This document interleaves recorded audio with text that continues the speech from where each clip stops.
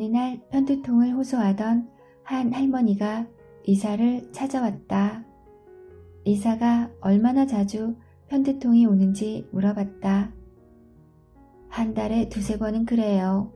고등학교 다닐 땐 시험을 망친 적도 있는걸요? 고질적인 편두통이었다. 병원도 많이 다녔고 증세가 심해지면 진통제를 먹었다. 하지만 오히려 약에 대한 내성이 생겨 약효가 갈수록 떨어졌다.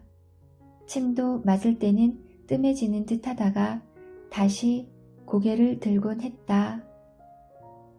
편두통이 찾아올 때 어떤 생각이 가장 먼저 드시나요? 끔찍한 편두통이 또 찾아왔구나. 정말 지겹다. 뭐 이런 생각들이죠. 그렇게 편두통을 미워하니 편두통이 화를 내는 겁니다. 그러지 말고 거꾸로 해보세요. 양약이든 한약이든 침이든 뜸이든 모든 치료법이 편두통을 억누르거나 쫓아내겠다는 취지를 갖고 있다. 바로 그게 문제다. 편두통도 쫓아내려고 하면 더욱 앙탈을 부린다. 약을 쓸 때는 잠시 뜸해지는 듯 하다가도 고집스럽게 다시 고개를 든다. 영구적인 해결책은 아니다. 편두통을 반가운 친구라고 생각해 보세요. 편두통아, 또 찾아왔니? 실컷 놀다 가렴. 이렇게 말하며 편두통이 머릿속에서 뛰어노는 걸 조용히 지켜보세요. 통증을 거부하지 말고 마음을 활짝 열고 받아들이세요. 아무런 판단이나 평가나 분석도 하지 마시고요. 아무런 반응도 보이지 말고 그저 바라보기만 하세요. 할머니는 고개를 끄덕이며 사라졌다. 이튿날 할머니는 희색이 만연한 얼굴로 의사를 찾아왔다. 그런 쉬운 방법이 있다는 걸 몰랐네요. 평생 못 고친 편두통을 이렇게 쉽게 고치다니 정말 고마워요. 할머니는 그 후로 편두통이 생길 때마다 그렇게 했다. 편두통을 억누르지 않고 친구로 따뜻하게 맞아들였다. 그러자 편두통도 마음을 풀고 저절로 할머니의 머릿속에서 빠져나갔다. 이는 정신과 의사이자 명상가인 카바트 짐 박사가 통증을 치료하는 방법이다. 영적 치유로 유명한 브라이언 와이스 박사는 우리 안에 틀어박힌 통증의 입장을 이해해 줌으로써 모든 질병의 치유가 시작된다고 말한다. 그는 먼저 눈을 감고 통증을 최대한 생생하게 느껴보라고 말한다. 그리고 통증이 거세지면 그 통증이 바로 나라고 상상한다. 예컨대 무릎 통증이 심하다면 무릎 통증이 바로 나라고 상상하는 것이다. 그러면 통증의 입장에서 통증의 아픔을 속속들이 이해할 수 있다. 그런 다음 통증에 다음과 같은 질문을 던지며 통증의 반응을 느껴본다. 통증에 물어보라. 첫 번째, 통증아, 넌 지금까지 내 몸과 마음에 어떤 영향을 끼쳐왔니? 두 번째, 통증아, 넌 앞으로 내 몸과 마음에 어떤 영향을 끼치고자 하니? 세 번째, 통증아, 넌 통증을 통해 내게 어떤 메시지를 전하고자 하는 거니?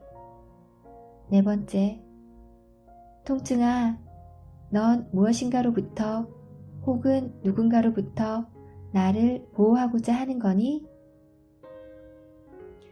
네 번째 질문이 가장 중요하다. 왜냐하면 내 몸에 통증이 생기는 건 사실 나를 괴롭히기 위해서가 아니라 나를 보호하기 위해서이기 때문이다. 그런데도 나는 통증에 감사하기는커녕 오히려 사정없이 짓눌러댄다. 통증으로서는 억울하기 짝이 없다. 그래서 더 악바리처럼 달라붙는다. 하지만 그 억울함을 이해해주면 통증도 마음을 푼다. 예컨대 당신이 직장 상사에게 찍혀 날이면 날마다 시달린다고 가정해보자. 상사가 날 눈의 가시처럼 여겨 당신을 몹시 고통스럽게 하는 생각이다. 그래서 이 생각을 억누른다. 억눌린 생각은 틀어박히고 마침내 목에 극심한 통증이 생긴다. 하지만 병원에 가면 아무 이상이 없다고 한다. 이럴 때 눈을 감고 통증과 대화를 나누다 보면 통증의 원인을 이해하게 된다. 아, 목의 통증은 상사의 시달림에 조심하라는 경고 신호였구나. 통증의 의도를 이해하면 통증을 따뜻한 눈으로 바라보게 된다. 이런 시각의 변화만으로도 통증은 완화되기 시작한다.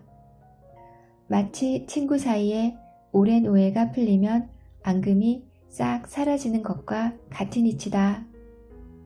물론 이 방법이 만병통치약은 아니다. 하지만 대부분 경우 큰 효과가 있고 때로는 기적도 일어난다는 게 와이스 박사의 설명이다. 니코틴 중독이나 알코올 중독도 역시 같은 방법으로 치유할 수 있다. 한 여성은 16년간이나 금연에 실패했다.